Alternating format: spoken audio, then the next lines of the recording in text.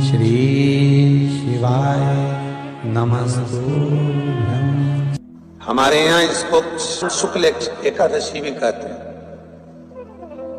और कहते हैं ये सती माता ने यही एकादशी के दिन से जो व्रत साधना करना प्रारंभ करी थी वो सुख देने वाली थी। निवेदन है आपसे भी, कोई कार्य अटक रहा है, तकलीफ आ रही है, दुख है,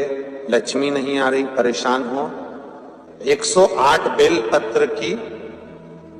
जो बेलपत्र होते हैं उसकी, इसको छेद तो करते नहीं है सुई से, बेलपत्र की डंडी को बांधते जाओ 108 बेलपत्र की माला बना लो और माला बनाकर भगवान शंकर के गले में, शंकर के शिवलिंग को जो चढ़ा देता है उसकी मनोकामना भगवान शंकर पूरी कर देते हैं। अट्टा एकादशी 108 बेलपत्र की माला बनाकर शंकर भगवान को समर्पित करी जाती है। माता लक्ष्मी ने भगवान विष्णु को पाने के लिए तुलसी की माला बनाकर समर्पित करी थी, जैसे सती ने शिव को पाने के लिए, कामना को पूर्ण करने के लिए। शास्त्र कहता है घर के बुजुर्गों को, घर के बड़ों को, जेठ जेठानी हो, सास ससुर हो, घर में जो तुम्हारी उम्र से बड़ा हो, उसको आज पीला फूल या पीली चने की दाल या पीला वस्त्र, कुछ भी पीली सामग्री आज घर के बड़ों को देना चाहिए। क्यों देना चाहिए? तो शिव महापुराण की कथा कहती है कि जो शुक्ल पक्षी की एकादशी के दिन पीली वस्तु का दान दे देता है, घर के किसी ब्राह्मण को देने नहीं जाना, किसी मंदिर में देने नहीं जाना, आपके ही घर में, आपके ही घर के बड़ों को किसी भी पीली चीज का दान कर सकते। फूल हो, मिठाई हो, कोई अनाज हो, कोई वस्त्र हो, पीली वस्तु का दान दे दो। क्यों होगा? क्या होगा उससे? शिव महापुराण की कथा कहती है उससे जिंदगी में कभी बड़ी बीमारी प्रवेश नहीं करती। सनातन धर्म कहता है बट वृक्ष की पूजन करने वाला, बट वृक्ष के नीचे शिव की आराधना करने वाला, लोम समर्पित कर जल चढ़ाने वाले का जैसे कर्ज मुक्ति होती है, उसी तरह आंवले के वृक्ष के नीचे मात्र ताजा मिष्ठान दूध का बनाकर उस सामग्री को भगवान आंवले के वृक्ष के नीचे पूजन करने से लक्ष्मी और संपदा की वृद्धि होती है। जैसे शमी का पौधा, शमी का वृक्ष, शमी के वृक्ष के नीचे मात्र दूध और जल मिला हुआ जल, शमी के वृक्ष के नीचे मात्र ओघड़दानी अवधूतेश्वर महादेव के नाम से केवल हफ्ते में एक बार भी अगर दूध और जल का मिश्रण शमी के पौधे के नीचे कर दिया जाता है तो कहते हैं शरीर में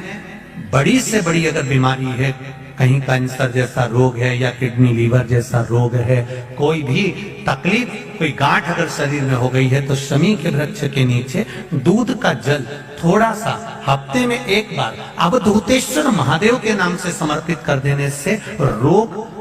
का निवारण होने लगता है, रोग थम जाता है और आगे नहीं बढ़ पाता और उसका इलाज चालू हो जाता है, सुख का अनुभव।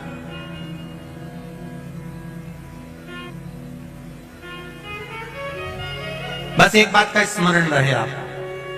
आंवले के वृक्ष के नीचे अगर कोई भोग लगाया गया है पा सकते हैं, पीपल के वृक्ष के नीचे कोई भोग लगाया है पा सकते हैं, बट वृक्ष के नीचे कोई भोग लगाया गया है पा सकते हैं। जिस वृक्ष के नीचे भोग लगाओगे पालोगे, पर शमी वृक्ष के नीचे का जो भोग लगाया गया है वो नहीं पाया जाता।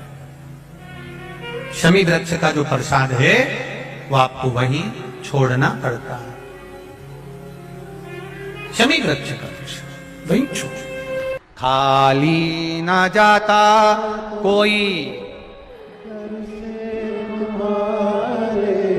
खाली ना जाता कोई दर से तुम्हारा। संभेश्वर महादेव का नाम, 7 कनेर के पुष्प, एक बेलपत्र। जिस समय पर कनेर का फूल बेलपत्र के साथ चढ़ाया जाएगा तो 7 कनेर के पुष्प सीधी बेलपत्र पर आपको रखेंगे। आपका भाग्य ठीक नहीं चल रहा, आपकी किस्मत ठीक नहीं चल रही, आपके ग्रह ठीक नहीं चल रहा है, नंदीश्वर के पास में बैठकर श्री शिवाय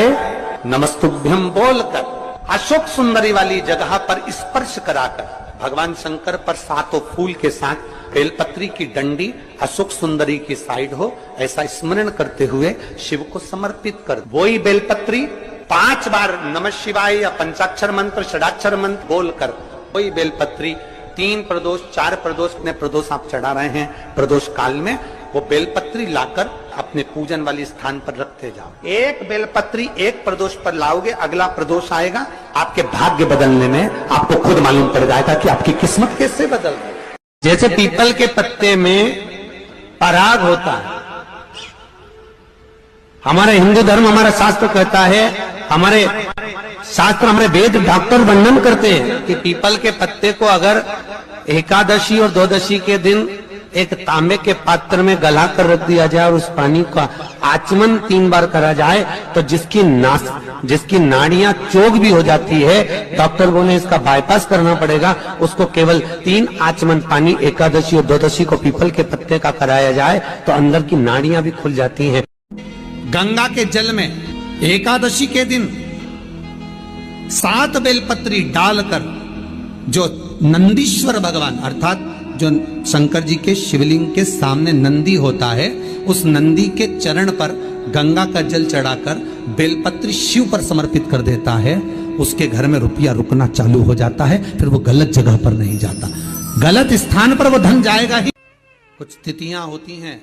जिन तिथियों में अगर आप रोज गंगा का जल शंकर को नहीं चढ़ा सकते तो शिव महापुराण कथा कहती है, स्कंद पुराण कहती है, विष्णु पुराण कहती है, गर्ग संहिता कहती है, गीता पुरुष गोरखपुर का कल्याण का गंगा अंक कहता है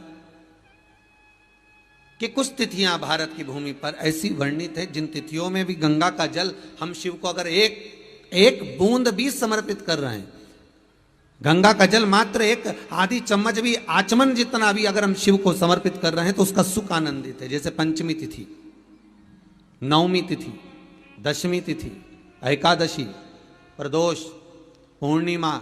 अमावस्या, ये तिथियां हमारे यहाँ जो दी गई हैं, इन तिथियों में अगर हम गंगा का मात्र थोड़ा सा जल भी अगर जल के पात्र में डालकर गंगा जी का जल थोड़ा सा भी शिव के पास लेकर जा रहे हैं तो ये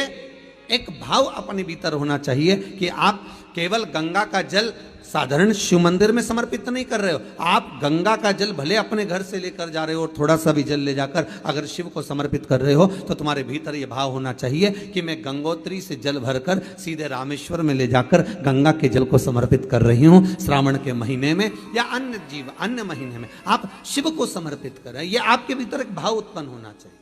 श्री शिवाय नमस्तुभ्यं। दर्शकों, शुक्ल पक्ष की एकादशी का बड़ा विशेष महत्व होता है। शुक्ल पक्ष की एकादशी के दिन यदि आप अपने घर के किसी सदस्य को आपसे जो बड़े हों, जैसे आपकी सासू माँ हो या ननद हो या